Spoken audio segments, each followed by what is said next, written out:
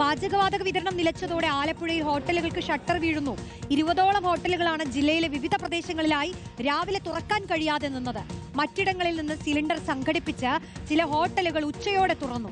വലിയ കെട്ടിട വാടക കൊടുത്ത് പ്രവർത്തിക്കുന്ന ഹോട്ടലുകൾക്ക് ഒരു ദിവസം കടയടച്ചിട്ടാൽ ഭീമമായ നഷ്ടമാണ് ഉണ്ടാകുന്നത്. നാളെ കൂടുതൽ ഹോട്ടലുകൾക്ക് താഴു വീണേക്കും.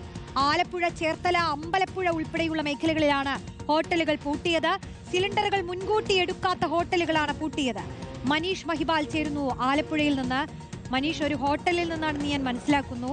വളരെ കഷ്ടപ്പാടായിരിക്കും അവരെ സംബന്ധിച്ച്. കാരണം ഒരു ദിവസം തന്നെ ഇങ്ങനെ ഷട്ടർ ഇട്ടാൽ വരുന്ന നഷ്ടം ചെറുതായിരിക്കില്ല. തൊഴിലാളികളെയൊക്കെ സംബന്ധിച്ച് അവരുടെ ജീവിതത്തെ ബാധിക്കാൻ പോകുന്ന പ്രശ്നമായിരിക്കും ഇത്.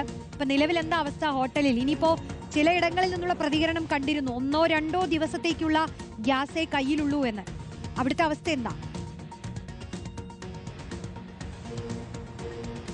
റോഷി, ഞാൻ നിലവിൽ നിൽക്കുന്നത് വിനോദസഞ്ചാര മേഖലയിലെ ഒരു ഹോട്ടലാണ്. ആലപ്പുഴ ജില്ലയിൽ പ്രധാനമായും ഹോട്ടലുകൾ പ്രവർത്തിക്കുന്നത് വിനോദസഞ്ചാര മേഖലയുമായി ബന്ധപ്പെട്ട് പ്രവർത്തിക്കുന്ന ഹോട്ടലുകളാണ് ഏറെയും ഉള്ളത്.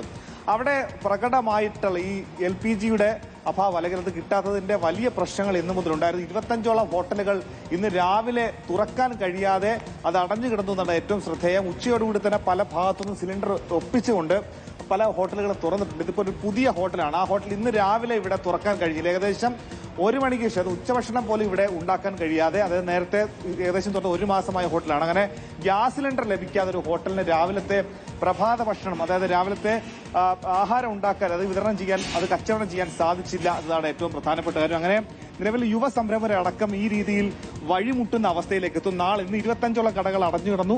നാളെയും കൂടുതൽ കടകൾ ഈ രീതിയിൽ സിലിണ്ടർ ലഭിച്ചില്ലെങ്കിൽ അടഞ്ഞു കിടക്കേണ്ട സ്ഥിതിവിശേഷം ആലപ്പുഴയിൽ ഉണ്ടാകുന്നു. പ്രത്യേകിച്ചും അരൂരിലും ചേർത്തലയിലും അമ്പലപ്പുഴയിലും ഗ്യാസ് സിലിണ്ടർ ലഭ്യമാകാതെ ഇത്തരം കടകൾ അടഞ്ഞു കിടന്ന് എങ്ങനെ ഇനി ഗ്യാസ് സിലിണ്ടർ ഇല്ലാതെ ഇത്തരം മേഖല, പ്രത്യേകിച്ചും വിദേശ വിനോദസഞ്ചാരികൾ അടക്കം എത്തുന്ന മേഖലയിൽ വാണിജ്യ അടിസ്ഥാനത്തിൽ LPG എത്തിയില്ലെങ്കിൽ അത് വലിയ രീതിയിൽ ഈ മേഖലയിലാകെ പ്രശ്നമുണ്ടാക്കും. കാരണം ഇത് ഈ ഹോട്ടലുമായി പ്രവർത്തിക്കുന്ന നിരവധി ആളുകൾ കൂടിയുണ്ട്. കാരണം ഭക്ഷണം ആളുകൾക്ക് കഴിക്കുകയും ഹോട്ടലിന് അത് വിതരണം ചെയ്യുകയും മാത്രമല്ല, ഇതുപോലെയുള്ള ആളുകൾ കൂടി ജീവിക്കുന്ന, അതായത് ഒട്ടേറെ കുടുംബങ്ങൾ കൂടി ജീവിക്കുന്ന, ഈ മേഖലയുമായി ബന്ധപ്പെട്ട് ഹോട്ടലുമായി ബന്ധപ്പെട്ട് ഇത്തരത്തിലുള്ള ആളുകൾ കൂടി ജീവിക്കുന്ന ഒരു മേഖലയാണ്. അവരുടെ കൂടി ജീവിതത്തിലാണ് ഇത് വലിയ പ്രശ്നമുണ്ടാക്കുന്നത്. നിലവിൽ എന്തായിരുന്നു അവസ്ഥ ഹോട്ടലിന്റെ? അത് പെട്ടെന്നൊരു പ്രതിസന്ധി വന്നിരിക്കുകയാണ്. കഴിഞ്ഞ 1 മാസമായിട്ട് അറിയാമല്ലോ, സ്കൂൾ കുട്ടികളുടെ പരീക്ഷയായിരുന്നു. അത് 2 പ്രബല വിഭാഗങ്ങളുടെ നോയമ്പാണ്, വ്രതങ്ങളാണ്. അപ്പോൾ അത് പ്രമാണിച്ച് വളരെ വർക്ക് ഇച്ചിരി കുറവാണ്.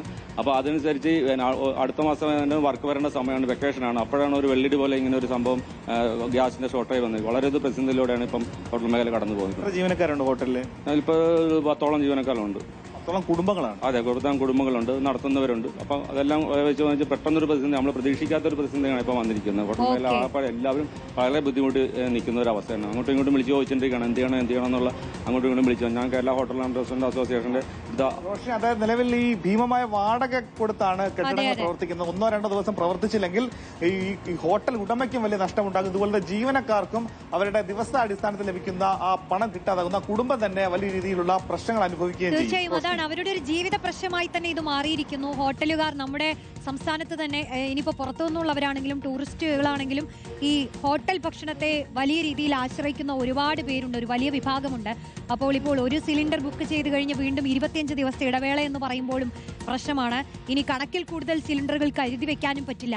അപ്പോൾ ഈ ചട്ടങ്ങളൊക്കെ നിലനിൽക്കുന്ന സാഹചര്യത്തിൽ ഇങ്ങനെ ഒരു പ്രതിസന്ധിയിൽ പെട്ടുപോവുകയാണ് ഹോട്ടലുകൾ. വരും ദിവസങ്ങളിൽ കൂടുതൽ ഷട്ടർ വീഴുമോ എന്നുള്ളതും നമ്മൾ നോക്കുകയാണ്.